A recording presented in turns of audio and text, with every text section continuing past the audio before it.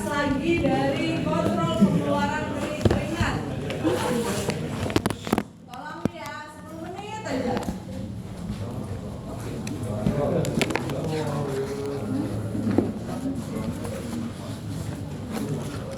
Tadi kan ada 2 kasus apabila ada suhunya tinggi, ada suhu rendah. Ya kan? Yang pasti mengeluarkan keringat kan apabila dia bersuhu tinggi.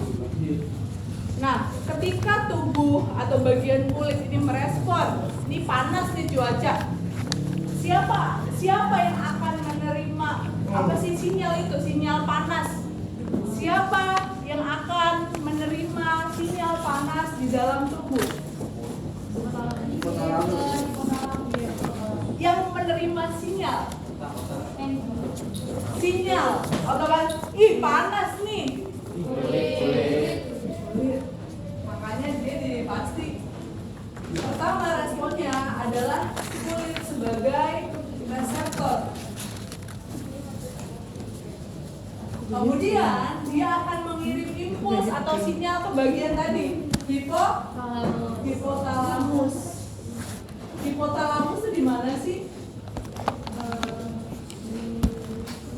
Hipotalamus di mana?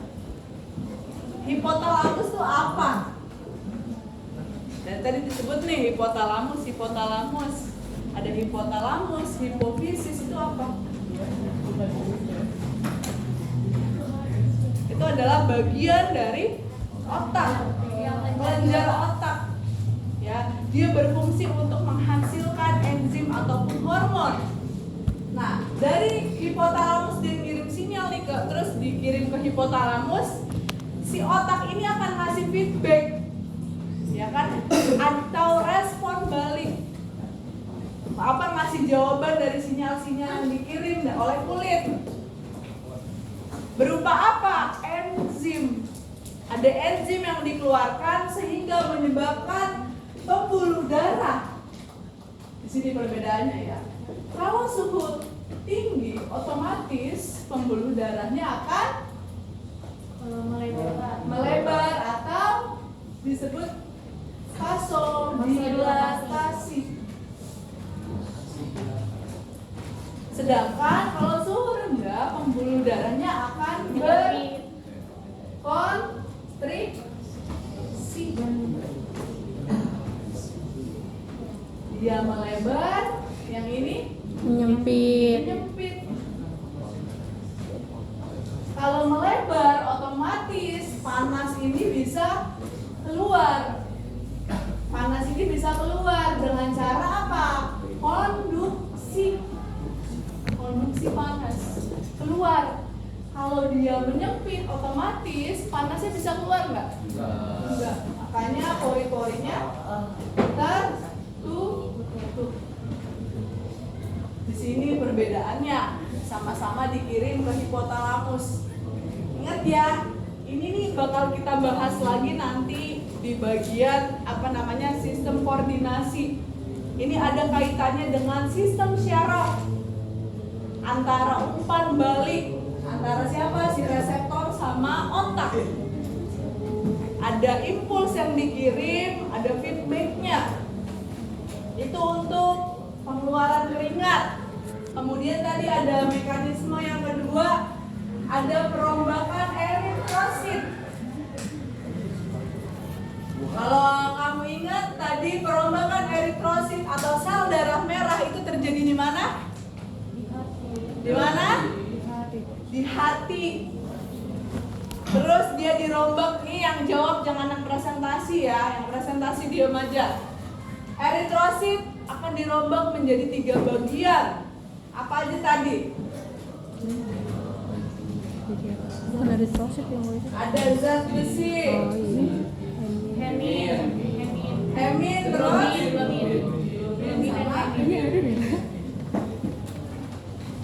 zat besi dan globin ini akan disimpan di dalam sumsum tulang. Nah, dia akan dikirim ke bagian sumsum tulang.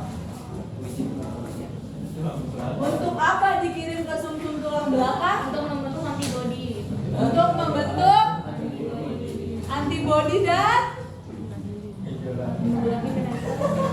untuk membentuk antibodi, kemudian membentuk yang paling penting dia akan membentuk eritrosit yang baru.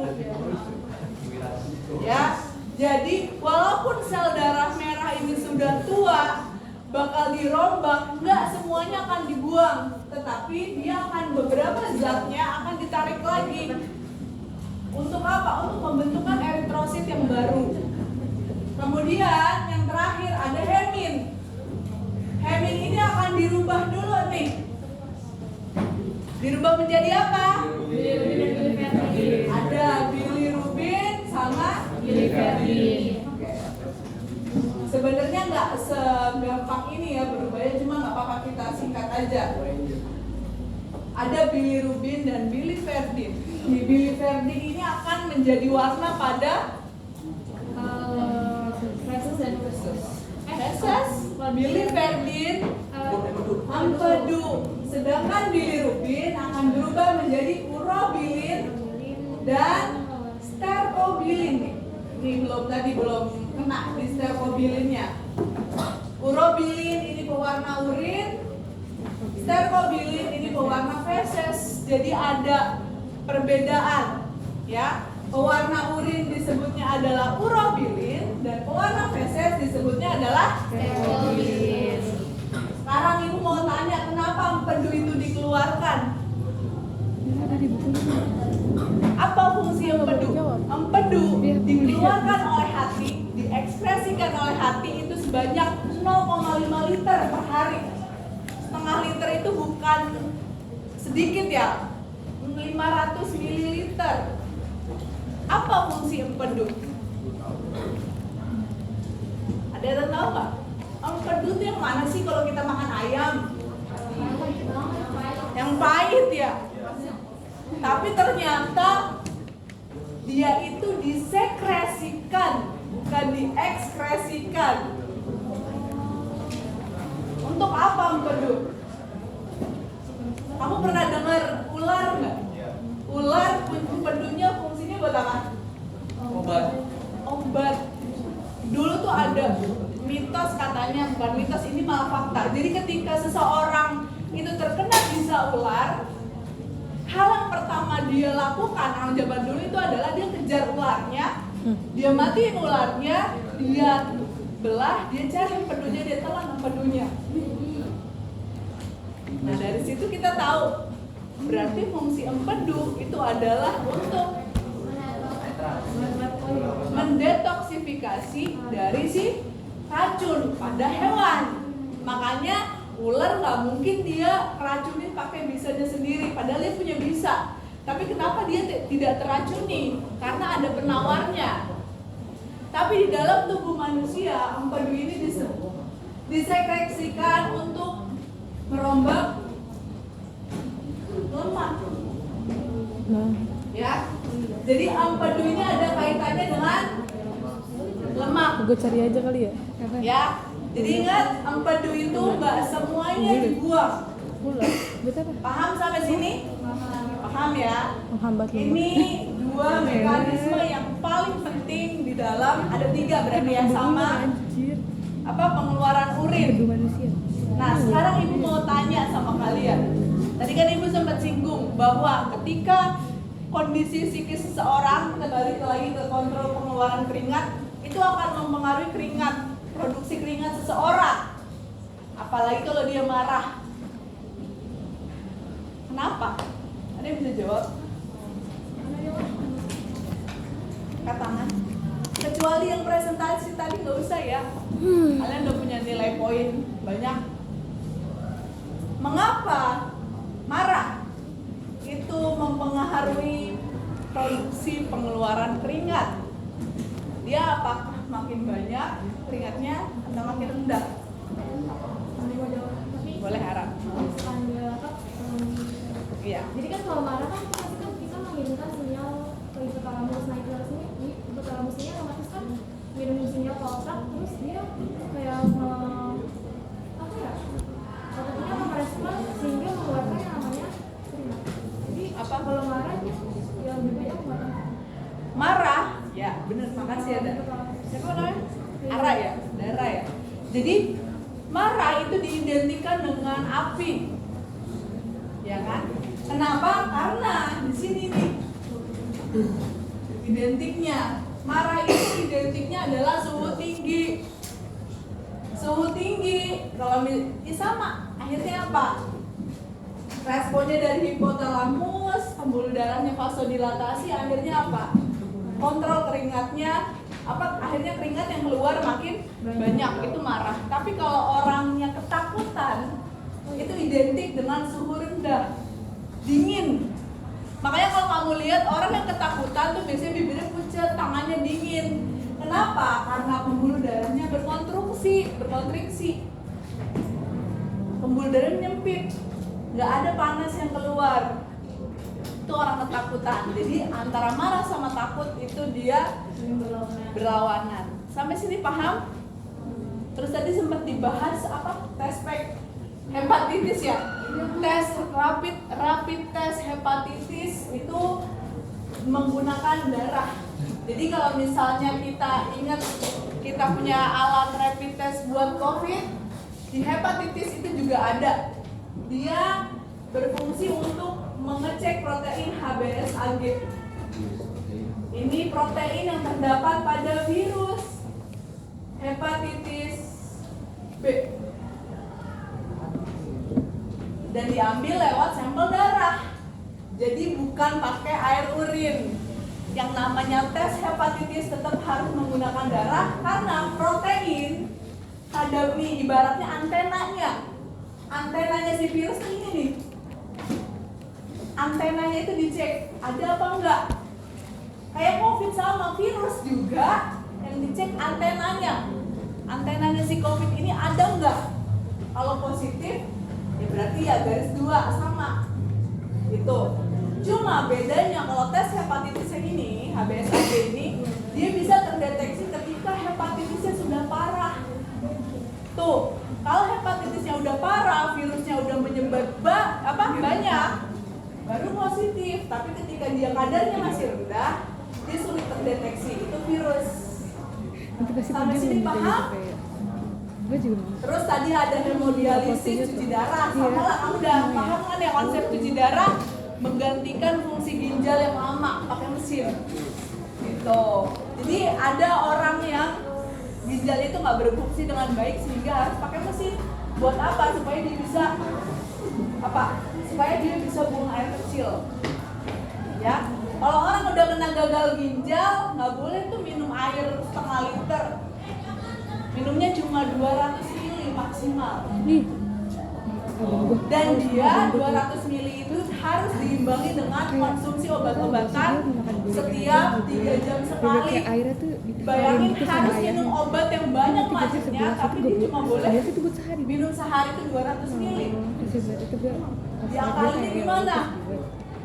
Biasanya pakai es batu. Jadi dibikin es batu tuh, terus dia potong-potong. Nah tiap dia mau minum obat itu satu blok itu dia pakai buat nelen. Tuh, makanya harus dijaga. Yang cara utama gimana sih ginjal? Pertama itu kamu harus menjaga tekanan darah dulu. Jadi jangan kamu pikir ginjal itu cuma sekedar minum air putih, enggak. Tekanan darah itu berpengaruh pada ginjal. Kemudian kondisi yang kedua, olahraga. Kamu duduk doang. Kamu duduk dari pagi sampai sore nggak ada gerak, pinggang kamu sakit nggak? Yang sakit bukan pinggang, tapi ginjal. Hati-hati. Udah mulai malas gerak, terus tandanya apa? Beser. Kencingnya dikit-dikit, buang air kecilnya dikit-dikit. Nah, itu udah mulai tuh berarti ada sesuatu yang bermasalah di dalam regulasi air kamu. Tuh. Udah beser, terus udah males gerak, males olahraga, rajin merokok, insya Allah konsumsi alkohol. Insya Allah konsumsi alkohol. Udah tuh, ginjal sama hati pasti kena. Itu udah combo. Kalau misalnya udah hormon yang diganggu, hormon ADH, kenalah diabetes insipidus. Kalau insulin yang kenalah diabetes mellitus. Dan diabetes mellitus itu ada 2 tipe. Ada tipe pertama dan kedua. Remaja kayak kamu paling sering kena diabetes mellitus tipe 1. Kenapa? Gara-gara hatinya tidak bisa memproduksi insulin. Hati-hati, itu dari remaja kenanya. Sampai sini paham? Oke, Ibu harap penjelasan Ibu bisa menutup presentasi dari kelompok 2. Kalau misalnya ada yang kurang, boleh tanya sama Ibu. Kamu bisa googling segala macam. Yang jelas, minggu depan kita Ulangan. penilaian harian. Ya. Tahu ibunya ada ini kan. Mantap lah, iya kan? Rabu depan. Selasa depan. Rabu, Bu. Siang, Ibu nggak konsen. Iya bu. Ada TO bu. Nanti Rabu. Udah Rabu. Pokoknya minggu depan ya. Enggak. Ibu-ibu jadi pindah emang tukeran bu. Ini. Ibu tukeran Tukeran sama siapa? sama itu nah sama Matmin Iya. sama Bu Evi ya. Oh iya ya, sial banget ya. Minggu depan kan? Seminggu lagi. Nah, Besok. besok banget kan? Ya udah kamu Ibu kasih waktu buat mempersiapkan diri dengan baik. Ibu udah bikin soalnya 30 pilihan ganda. Ya Allah ibu. Ya, Mbak Pini dong 30 pilihan ganda, 4 pilihan yang apa namanya benar salah. Ya, 34 ada 1 esai. 35 berarti yang ini enggak open book, enggak open gadget, pure ulangan. Enggak Fisika nggak bisa minggu depan apa ya? Kasian deh. Tahu makanya jadi tuh kemarin kan bilangnya TO kan. Ya. Kayak udah ya nih udah 15 menit terakhir kamu mau makan boleh. Mau ngapain kayak boleh, pinggir balik terserah. Ya Allah. 3 doang. Bella. Dokumen. Siapa sih ini buat? Gua lah. Share. Gak bisa di download. Linknya tuh yang bisa diedit. Apa sih?